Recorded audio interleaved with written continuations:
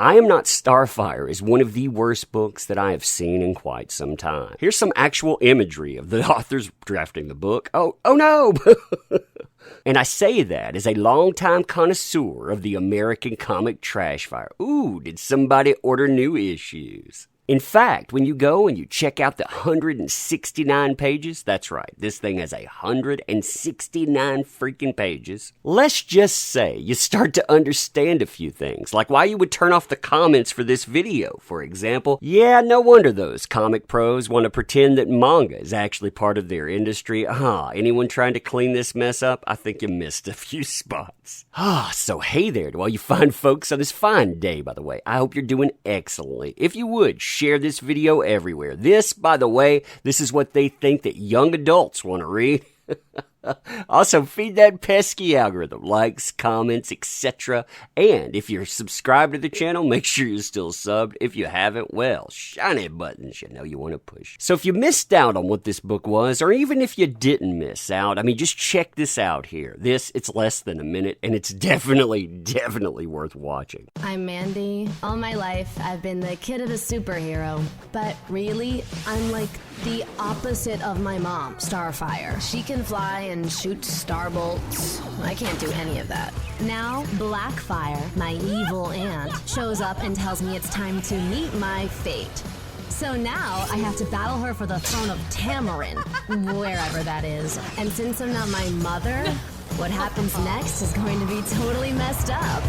Now, if you're able to take that advertisement and surgically remove everything that seemed interesting about it, you know, the upbeat, seeming like there's going to be action and on, yeah, all you're left with is cringe, and that's pretty much I Am Not Starfire. See, I'm Not Starfire is parental issues incarnate. Starting out with all of my life, I've been the kid of a superhero. This leads to this very next frame here. Look at that. Ooh, drink that in. Doesn't that make you want to buy this book? Then continuing with this theme of, man, I don't like my parent. It's hard to say what that's been like since I've never been anything else.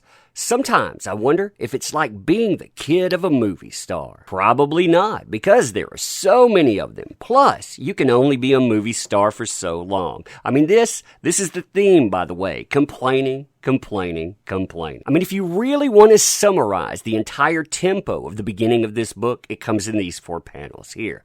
I used to say, just because you know my mom doesn't know you know me. What does it mean to be a mom and a hero? But that's kind of not true, because really, I'm like the opposite of Starfire. So here's a question before we continue. Is this the modern equivalent to the deconstruction of the hero archetype? Because I tell you, in the past we had things like Watchmen, truly magnificent works. Now we have things like this. No wonder people are turning to manga and the comic book industry is failing. Now from there, you get your first splash page. And if you're thinking to yourself, hey, I thought splash pages were reserved either for something interesting or, more importantly, for action, well, this is the type of action you get in the book. You get a lot of walking in and out of doors, and of course, you get to see a lot of eating of food. A lot of them. That is modern comics in a nutshell. So you have your greetings here. Mandy, Mom, and you can see Anti-Starfire, superhero from planet. So you have the planet of origin versus regular kid from Metropolis. I want to say this too. If this is a regular kid from Metropolis, you need to go in and you need to either check your parental skills because you have raised some self-entitled brats, or you need to go in and you need to check the water supply because somebody has put something in it and they're trying to take your children.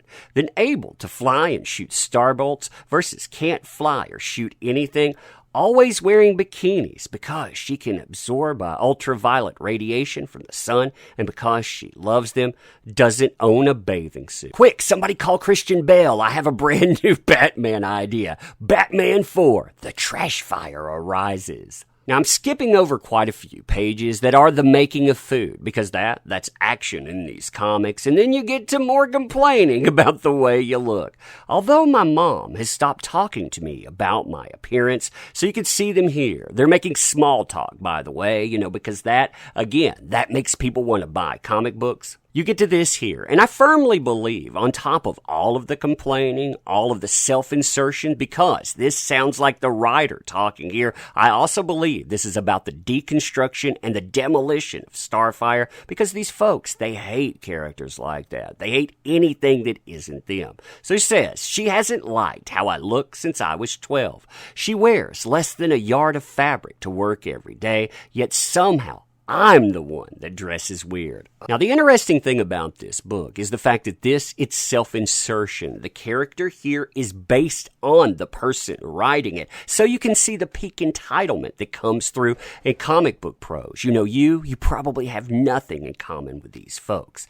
So my friend Lincoln is convinced that this cultural divide that happens between family generations born in different countries or universes. His parents were born in Vietnam.